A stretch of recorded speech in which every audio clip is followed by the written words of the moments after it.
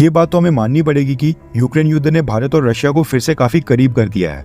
Russia और भारत के बीच जो दूरियां बढ़ रही थी वो अब धीरे धीरे कम हो रही हैं और दोनों ही देश पुराने अवतार में आते जा रहे हैं। यूक्रेन युद्ध के कारण रशिया वेस्टर्न देशों से काफी आइसोलेट हो गया है और अब रशिया को भारत की इस समय काफी सख्त जरूरत है। इसलिए रशिया की गवर्नमेंट और प्रेसिडेंट पुतिन एक के बाद एक धमाकेदार ऑफर्स भारत को दे रहे हैं। न्यूज निकल कर आ रही है कि रशिया ने भारत को सिविलियन प्लेन्स की मैन्युफैक्चरिंग का एक ऑफर दिया है, जो कि अपने आप में काफी इंटरेस्टिंग है।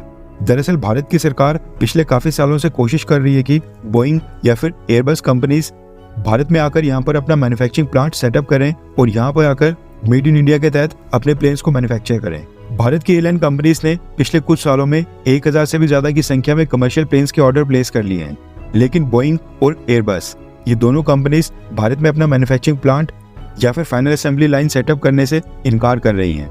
अब मसला ये है कि इस दुनिया में जितने भी कमर्शियल प्लेन्स बिकते हैं उसमें से 80 से 90% बोइंग और एयरबस ये दोनों कंपनीज मैन्युफैक्चर करती हैं। चाइना की कॉमैक और रशिया की यूएसी ये दोनों कोशिश कर रही हैं कि बोइंग और एयरबस कंपनी की इसी मोनोपोली को किसी भी तरह से तोड़ा जाए, लेकिन इनके लिए भी ये काफी चैलेंजिंग है। चाइना के पास तो फिर भी एक बहुत ही बड़ी डोमेस्टिक मार्केट है। 141 करोड़ की आबादी के साथ पैसेंजर्स की संख्या काफी ज्यादा है, लेकिन रशिया की पॉपुलेशन काफी कम है। इसलिए अब कमर्शियल प्लेन्स की मैन्युफैक्चरिंग के लिए रशिया ने भारत से मदद मांगी है और इसके लिए भारत को एक बहुत ही बड़ा ऑफर भी दिया है। और न्यूज निकल कर आ रही है कि रशिया इसके लिए भारत के ऊपर काफी दबाव भी डाल रहा है।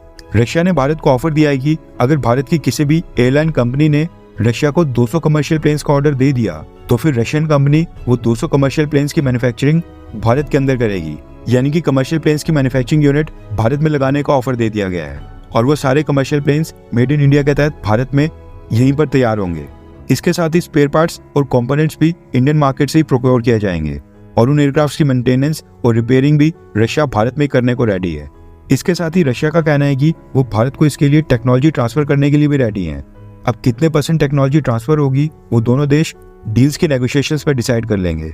रशिया भारत को जिन कमर्शियल प्लेन्स का ऑफर दे रहा है वो हैं याकोवलेव MC-21 और इल्यूशिन 114। इनमें से एक लॉन्ग डिस्टेंस कमर्शियल प्लेन है और दूसरा शॉर्ट डिस्टेंस।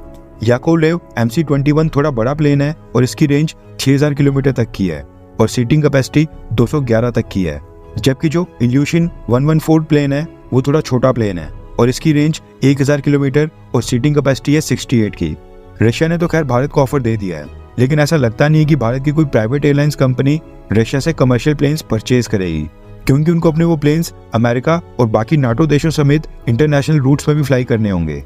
एंड अगर कल को अमेरिका और उसके अलाइंस ने सिक्योरिटी रीजंस का बहाना मार के रशियन ओरिजिन के कमर्शियल प्लेन्स को बैन कर दिया, अपनी एयर स्पेस में रशियन कंपनीज के प्लेन्स की एंट्री बैन ही कर दी, तो फिर रशिया से परचेज किए गए वो प्लेन्स केवल भारत की डोमेस्टिक मार्केट में ही ऑपरेट कर सकेंगे और भारत की एयरलाइन कंपनीज को इससे बड़ा नुकसान हो सकता है।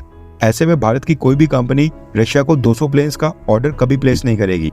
इसके चांसेस ना के बराबर हैं, क्योंकि इतना बड़ा रिस्क भारत की कोई भी एयरलाइन कंपनी नहीं लेगी। एटलीस्ट इस समय तो नेक्स्ट टू इम्पॉसिबल है। ऐसा नहीं कि सिचुएशन का कोई भी सॉल्यूशन नहीं है।